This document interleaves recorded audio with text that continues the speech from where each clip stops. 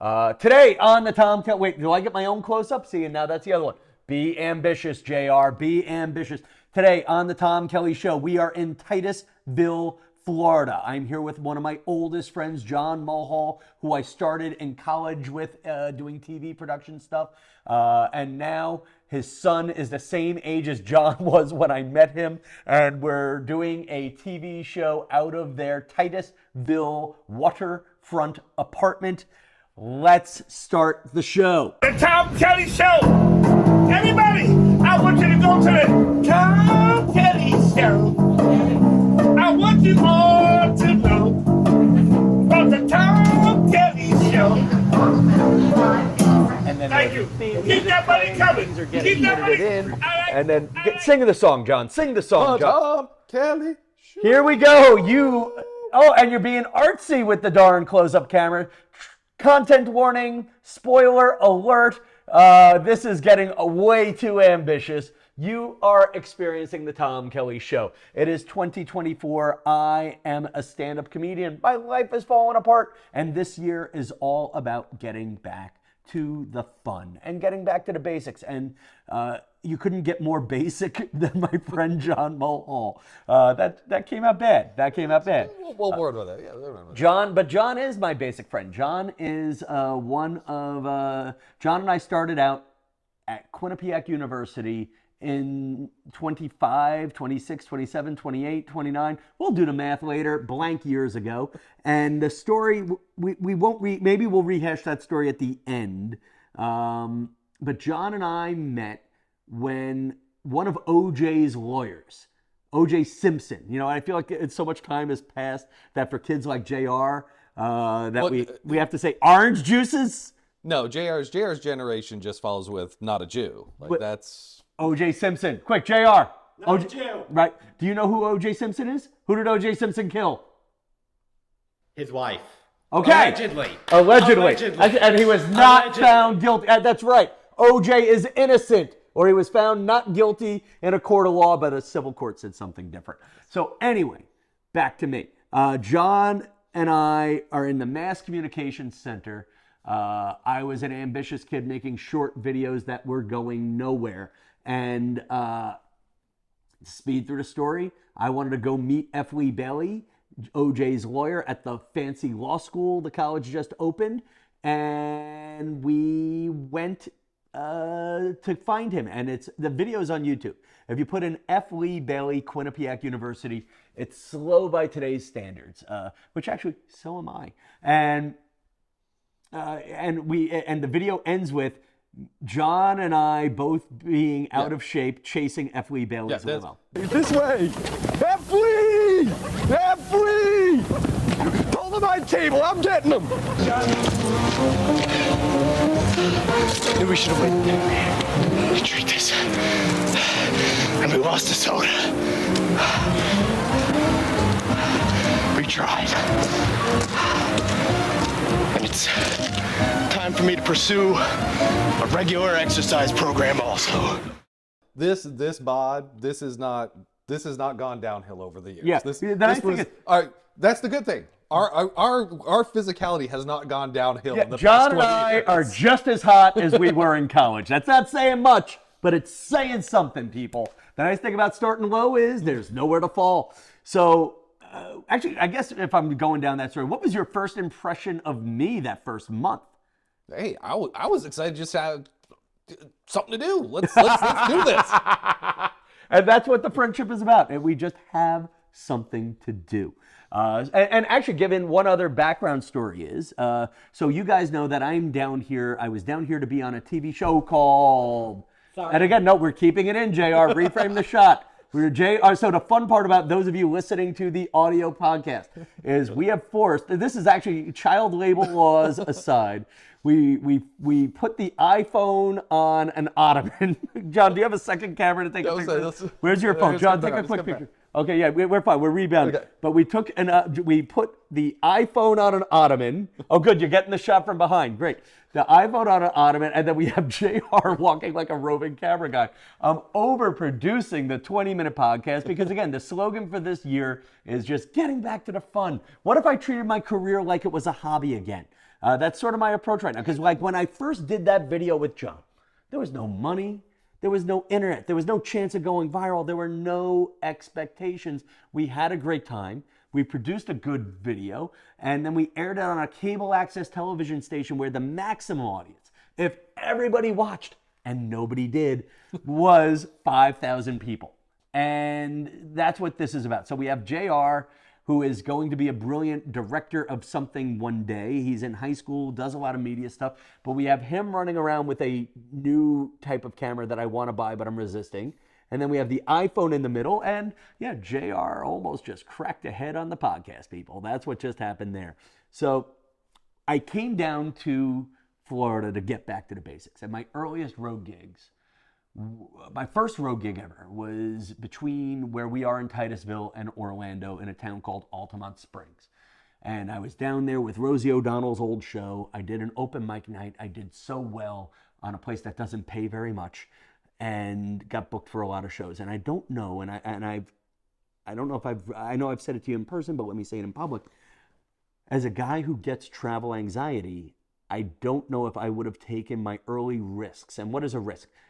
Going to a place that's not paying much to perform in a Holiday Inn rec room or a Holiday Inn bar.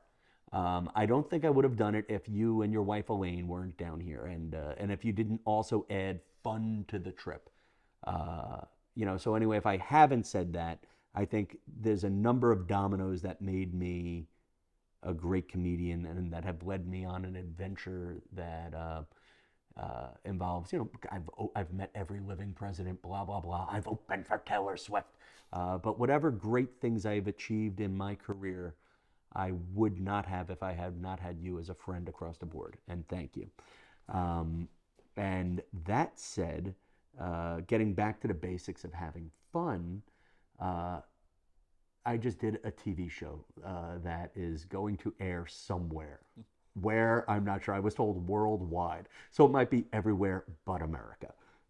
And the prison recreation room network. Yeah. It could Actually, be. one of the networks was... So basically the show is hosted by Mark McEwen. Mark McEwen. Tell everybody who Mark McEwen Mark is, because I'm talking too McEwen, much. famous CBS anchor. Actually learned from the Wikipedia. Got his one of his breaks in Orlando itself at Channel 6. Yeah. I didn't realize. So, yeah, And he's a again, local there was so boy. much He's a more to local learn boy. about him.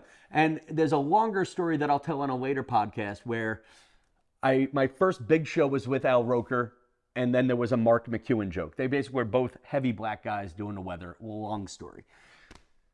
I'm racist. That's what I'm saying. Or nowadays, I'm racist. JR's laughing and just nodded yes. So back to me. Morning Weatherman. But I'm like, all right, there's a TV show. This guy, Mark McEwen's doing it. It's at Bonkerz. It's not paying. It's not paying, but I need to do a 7-minute set of stand-up well without me doing the crowd work, without me interacting with the camera guy who just tripped over an ottoman. By the way, very Dick Van Dyke of you. Literally, we just had a literal Dick Van Dyke moment. And if I were a better comedian, I would have had that punchline 4 minutes ago. So But- in post, add the sound. The Yeah. Boom. So, Trivia fact you didn't need to know: yeah, that song has lyrics. can you sing them? No. And a funny thing about all those musical theme songs that you've seen over the years, people, a lot of them had a writer write lyrics so he could get in on the residuals, or generally a he trying to get extra money. Like Gene Roddenberry, the creator of Star Trek, douched over a guy named Alexander Courage, who created the Star Trek that theme song. And there's like awful lyrics to that I was never going to say, actually do aired. not YouTube that because those lyrics are that Oh, bad. awful, It awful. will turn you off of your favorite show. So a lot of anxiety. I just needed a good day. I needed a good trip, and I needed to get back to the basics of having fun. You came to see me at Bonkerz last night. How did I do? That was great. That was absolutely great. Now, of course, I was starting to feel like I was a bit of a curse. You are a Because curse. you have had some bad shows that I were at. And In Orlando. especially with Elaine trying to convince her, like, no, that's That's not Tom. I don't know what happened there. Well, Like, did you ever see me in New York? Like, did you ever see me do a good job? Because you're right. You're one of the reasons why I don't like bringing friends to shows, because I had a bad show in 2001. We're still talking about it 23 years later. No, because I've seen you in New York, and you had a good show, but the crowd work just fell flat because you had good comedian, bad audience. In Orlando. No, we caught a New York show, and it was in a basement somewhere. You know, then fine, you're my New York curse too. But this is why geography knows no bounds. But you talk about getting over fears and stuff. I have a fear of bringing friends to shows because of stuff like that. I brought you last night because I think, honestly, you know, you're part of the draw. I mean, your son. I have 12 kids who call me uncle, and your son might actually be just under the list of people. The Delenick kids and your son, I might have warm feelings for. But you're not getting any goddamn Christmas gifts out of me, buddy. I don't. By the way, I'm looking at the camera and the cameraman on that one.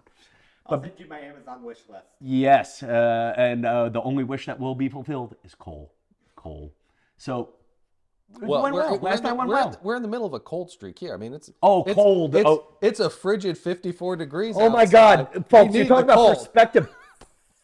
Fudge Florida. Fudge Florida. Here's my thing on Florida right now.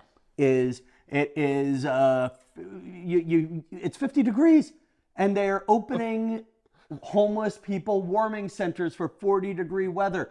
Toughen up. 40 degrees is summer for a New York vagrant right now. And I don't mean with all sensitivity, people. With all sensitivity, like when I used to, this is a sign that we're old, is when I first performed here, and I seem to come down here every January at a certain point. I actually lost my virginity January 2003 in Orlando, Florida. Thank you, insert name here. Anyway, I remember watching the local news. I don't know why I had to put the virginity line in. This took But a do you hard remember turn. who I'm talking about? You remember who I was talking about? In 03? Later. Okay. Details for later. But it was way after college and way after a lot of things in my career. Because that was the old joke about my line, is I hung on to my virginity till I was 21 because I was religious. And I hung on to my virginity for Jesus. Then my virginity hung on to me for another 5 years after that. Boom. Now, back to the fun, back to the positivity. 2-camera shoot, cameraman running around. The audio people are so missing out on how I'm going to cut together this mess. By the way, JR, virginity's cool. Oh, yeah, virginity's cool. Kind of awkward that I just told the virginity story in front of a 16-and-a-half-year-old high school student. Yeah, and he knows how to cut to his own reaction shot. He cut to his own reaction shot. Oh my God, best producer ever. So real quick, I didn't suck. I got the 7-minute tape in. It was a good time. Mark McEwen, what a gentleman. I'm going to try to get him on the show. And anything else I have to say about that? It was tough. I'll say this. It was a tough show because it was a rowdy, boisterous, drunk Orlando crowd. And I was trying not to do crowd work. Mm-hmm. Like I didn't do any real crowd work. No, you called out one rando, but really it wasn't. You just needed a call on. It was a stock call out. It was a stock call out. It was a stock call out. Good God, I need to go back to speech therapy. It was a stock call out, but it was a fun time. It was an overall fun time. Thank you for having me, Bonkerz. And hopefully LMAO is the name of the show. Apparently it'll be on your Roku box. And that was fun. Getting back to the basics of having fun. Yeah, perspective. You're cold. Oh, it's got my sweater Summer on. for me, bitches. Summer for me. Okay. So John and I, can I own something? No. John and I did a earlier taping of the show. And it was fine. It fit in with my 2023 Tom Kelly. Loved it. Great conversation. Sad, deep, but it missed this energy. So JR, not only are you bringing potential death with your Ottoman antics, that might be if we were naming the show. That would be our 80s band name, Ottoman Antics. Episode 231, Ottoman Antics. I missed you. But I was going somewhere. It was fine. It was a little flat. And then we were driving through International Drive. and we were very distracted. Yes. And then we went. That's when we really. That's when we made the decision. We need a second camera. And I think John took me to, and maybe we'll do some of this tomorrow or do this later in the weekend. But John, I came to a realization. John took me to what, Deezerland? Deezerland. And there will be a TikTok on it in the next week or two. Describe Deezerland. Deezerland is an old mall that sat nearly vacant, except for the Bass Pro Shop, for years. And this guy from Miami with way more money converted it into an auto museum, amusement park, bowling alley, like all that stuff that you'd have to go 7 towns over to for your kid's birthday party is all under one roof with ice skating and a James Bond museum. I feel like I'm doing an ad. No, you're doing the ad. And Deezerland, or International Drive, Orlando. Deezerland, International Drive. And my feeling was it looks like a mall still, even with all this money invested in this auto museum, it still feels like a B mall on the brink of going out of business. Because you got all these cars down the way, and then where that orange Julius would have been is, a limo. Yeah, and yet there's still where vacant. Annie was, there'd This be a guy, tank. and there's an auto museum with over 2,000 cars in it. It is actually worth a trip. And I came to this realization. I like the ick. I like icky, weird things, and that's part of why I'm fascinated with Orlando. There will be a thing where, talking about my first road show ever, there will be a quick TikTok about me trying to get into the eyesore on I-4, which is a giant office building that's been under construction for 20 years and they never opened. And like I was talking about this with Jana Angel, who is a entertainment reporter up in Jacksonville. Like when I used to do ABC World News pieces, I would do the Poconos right before they would go out of business. And then I would be like, why doesn't this wind up on Good Morning America? This is a great piece. It's funny. And I was told it didn't have enough shine. And I've come to realize maybe I don't like the ick, but I like the grit. Okay, I want to have fun with the grit. And it's funny, like when I met Jana, she was like, Tom, I thought you were going to be a dick from looking at your Instagram. She didn't expect me to be so warm and stuff.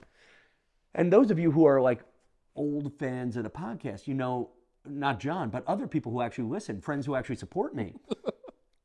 My friends who actually support me, who listen to the show, they know, I did the warm, touchy-feely stuff, and it didn't rate. John, one of my best friends in the world, didn't listen to the show. I do a TikTok about how the Massapequa Mall sucks. Ratings are up. Maybe I need to wallow in. Maybe I should have been Jerry Springer. Just angry and hateful and mean, or now chant my name and see how that sounds. Tom. Yeah, it doesn't sound as good. Tom. Yeah, it kind of falls flat. So unless you get a tom. So Chris Galenic used to do in college. My buddy Chris used to have a joke: beating on a drum now, tom. That also doesn't work. Wow. We're all at things that don't work. How many beers in were we? Where was he on that one? You know what? The funny thing with him is he sold it. It wasn't good, but he sold it. I didn't sell it. So I don't know. I kind of, as I'm trying to find my voice and have fun. For those of you who have been following me on Instagram and have complained, oh, Tom, I'm here for you and your Instagram is too Long Island, I'm about to be to Florida. So maybe tomorrow, but I kind of like you're in Florida, let's face it, like you've worked at Disney. Oh, yeah. You've also told me I should go see the Holy Land Experience, which is now out of business. Mr. Chance there. Do you like the ick, or is it the ick, or I love ghost malls. I am fascinated by ghost malls. I am fascinated by abandoned real estate. I'm fascinated by, actually the one thing that was funny was I love places that have gone out of business because there's always that romance of, wow, people had lives there. And I found going to the eyesore on I-4 very creepy because they built this big thing. There were dreams, but there was just no energy to it because nobody ever actually worked there. See, I have the opposite reaction. Going through the weird and the ick of Central Florida is not the abandoned places, but the ones that the giant 2-story gift shop that if you go in and the exact same Florida coffee mug with 4 inches of dust hasn't moved, and you're like, they keep the lights on. I mean, probably a drug front or something. I mean, no doubt, but money laundering operation. But it's fascinating. Some of the places you're like, this should not exist, and it's been here 20 years. Or maybe it's just been here. Like I do love odd things. I guess if I were trying to figure out, like, as if part of this show, and if especially is about me finding my voice again, and if this theme of this year is getting back to the fun. See, I'm already in my head thinking of like, okay, where our next road trip is, because there's one area where on one side of the street you've got this shiny new glamorous Jimmy Buffett, God rest his soul, Margaritaville resort, and then just like across the street and down a bit is a gift shop shaped like a wizard wearing a giant purple hat. See, and I am fascinated with that weird. Yes. Now, and I think what's nice about TikTok and Instagram is it's forced me to get it down to 90 seconds. Like even right now, like JR, how much time are we at? We're at 20 minutes and 33 seconds. Okay, the podcast is over already. But that's the thing is we could go for days. Who cares? Hey, with the magic of TikTok is you got to tell the story in 90 seconds. So I don't know. Maybe we'll get back. Maybe instead of getting back to the fun, we'll get back to the grit. No, that doesn't sound as good. No. I think that's it. Is let's not analyze and interpret the giant wizard gift store. Let's just get in there, find out what the place is about, and get out and move on to the giant orange-shaped gift shop. Okay, JR, I'm going to give you two choices here, since you're directing. Sure. I think we should end the show. We've hit a note. We've summed up everything we've done so far. We can end the podcast now and maybe do a second one later. Is that okay with you? Maybe we'll do it, and then we'll air an evergreen show at a different point down the road. Oh, I have the magic mirror. Do you know what the magic mirror is, JR? Because yet another person who I support, I've watched all his videos. He doesn't consume the podcast. Whatever, JR. You Whatever. haven't seen barely any of my videos. You've been subscribing to me for 2 years now, and I know you haven't. But you know what I do? I don't watch, but I do hit the thumbs up button. Thank you. Yeah, so who's a better friend? I do the same thing with your Instagram reels. Well, now somehow that's more hurtful. I don't know why, but that hurt my feelings. I don't want Jeff Zuckerberg to. I don't want to draw attention to you. Well, but again, getting back to I don't want Zuck to know anything about what I like. Oh, that's a whole other story. But right now, quick magic mirror. I want a magic mirror to Bray, Lindsay, and Buzz. Bray and Buzz. What a great couple name. Oh yeah. Like if you're going to be a gay couple, Bray and Buzz. Actually, it's a great name for a straight couple too, in a weird way. Though if you find me a woman named Buzz, give her my number. But anyway, Bray and Buzz came to see me at the show last night. It was a bit of an effort for them to get in. And I just want to, thank you for the support for coming to the show. Thank you for making the effort to find me in the show to make sure I got you a seat. And third, I had this moment where I can never tell if people really listen to the podcast. They just like me from GMA, or that they just like my Instagram, which is okay. I don't mind the different levels of fans. But I said to Buzz, I said to Bray, well, do you listen to the podcast? And he goes, I know who Marianne is. So there you go. Magic Mirror, Bray knew Marianne. That could be the secret code word for being in on the club is Marianne Stell Magic from New Jersey sent me. Too many words, so just say Marianne sent me. Folks, it's the speech I give every time, but getting little notes from people like Ryan Wally and all the encouragement for this week. Listen, it's this weekend, the show in Bonkerz. It's not making me famous. You're not making me famous, but you're helping me get back to the whys and the fun, and I appreciate it. So if you can, folks, unlike the two Mulhall boys here who don't want the Zuckerbergs knowing where, what type of porn, what type of Tom Kelly porn they're liking, do me a favor. Hit like where you can hit like, share the videos, the little Instagrams, all these little things are actually helping me grow. And I have seen some growth on my Instagram that makes me think that maybe 2024 will be my year. Last time I gave you guys my Instagram count, I was at 25,000. We've grown by 2,000 in 10 days. So thank you guys. It means a lot. And then until next time, good night, Titusville. Titusville. Is it weird that I just said titties in front of a 16-year-old boy? Yes. Titusville. Good night.